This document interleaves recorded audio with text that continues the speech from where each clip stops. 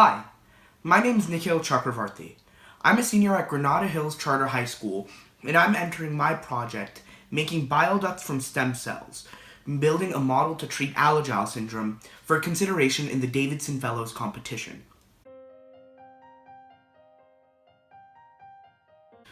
Alagille Syndrome is a rare genetic disorder that affects approximately 1 in 35,000 to 1 in 45,000 newborns every year. In many cases, it is deadly.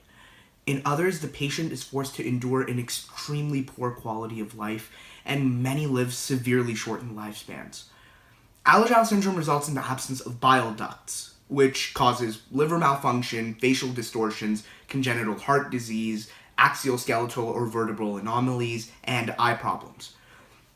Alagille syndrome has been linked to an interruption in the Notch signaling pathway, caused by a mutation in either the JAG1 or Notch2 gene.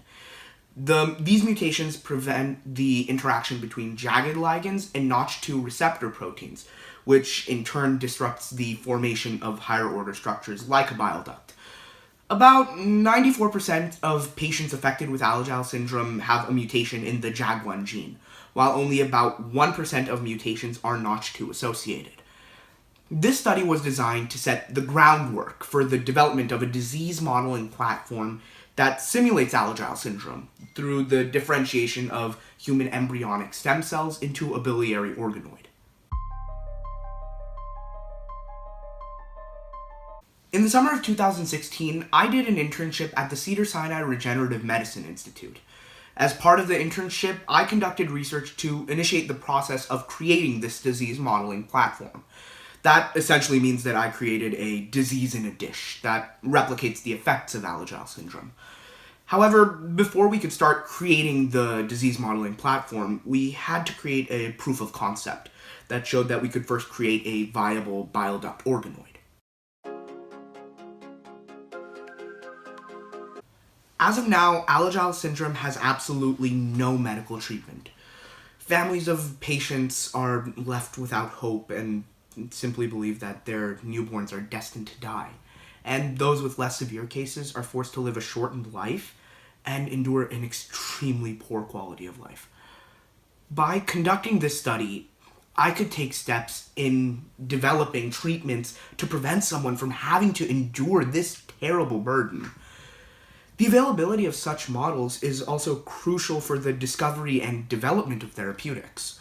However, primary human cells, and especially disease-bearing ones, are difficult to obtain and propagate for extended periods of time. With this technology, embryonic stem cells can be reprogrammed by overexpressing 4 transcription factors. The resulting cell culture can be cultured virtually indefinitely and then be differentiated into the cell type of interest. Since I completed the study, I had the opportunity to share my findings at a conference run by the California Institute for Regenerative Medicine, or CIRM, in the summer of 2016. I also competed in the Regeneron Science Talent Search and was recognized for my research and the paper that I wrote.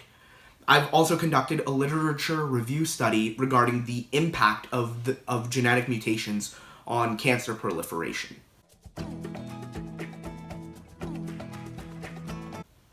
I first became interested in this project when I met my mentor, Dr. Vaithi Arumugaswamy. When I first spoke to him, he gave me a project conducting blast sequencing of different strains of the Zika virus. After that, he continually gave me a series of papers to review and edit, and finally he gave me the opportunity to prove myself in a wet lab through the CIRM Spark program.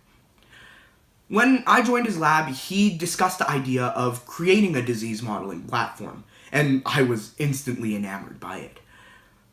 Honestly, I didn't completely understand what a disease modeling platform was, but the thought of spurring clear scientific advancement was mind-blowing to someone like me, a high school junior at the time.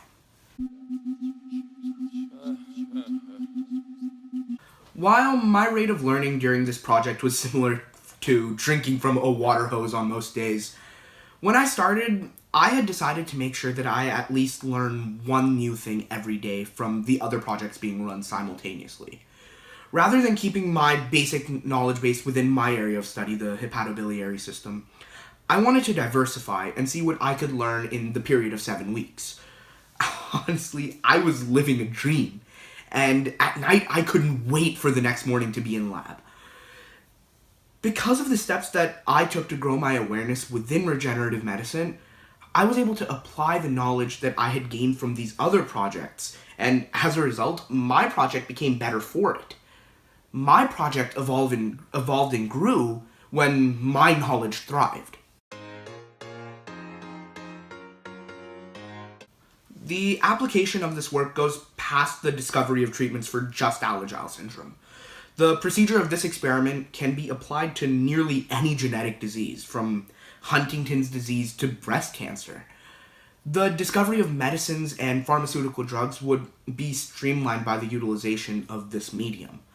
The kind of application opens up the opportunities to research with maximum efficiency, giving future researchers the tools to accelerate their advancements.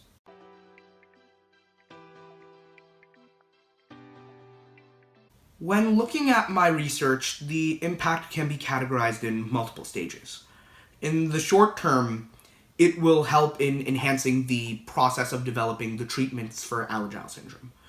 Looking a bit further, I see the longer-term significance of disease modeling platforms in impacting the development of treatments for other diseases.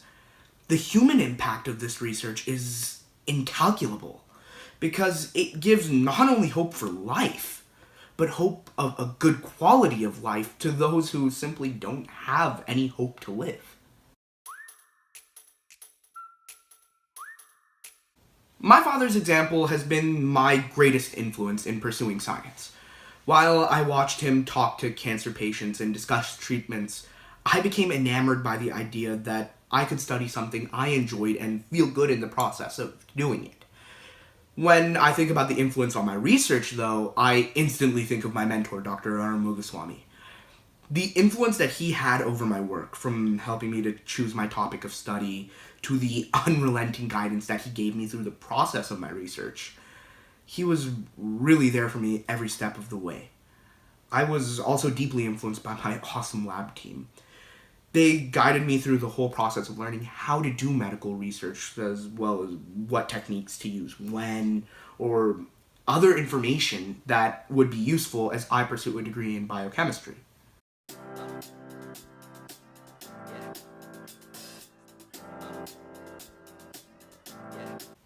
So, in this video, I wanted to briefly explain the impact that my work can have on the field of regenerative medicine, and at the same time why it's a scientific advancement with a huge human impact.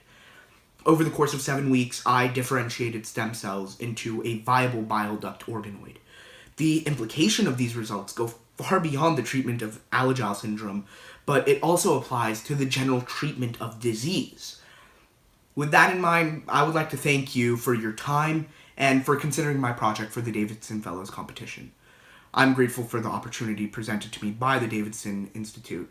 I hope that this video has not only given you a sense of importance that this work carries, but also has given you a glimpse into my passion and dedication to pursuing research in the field of science. Once again, thank you for watching.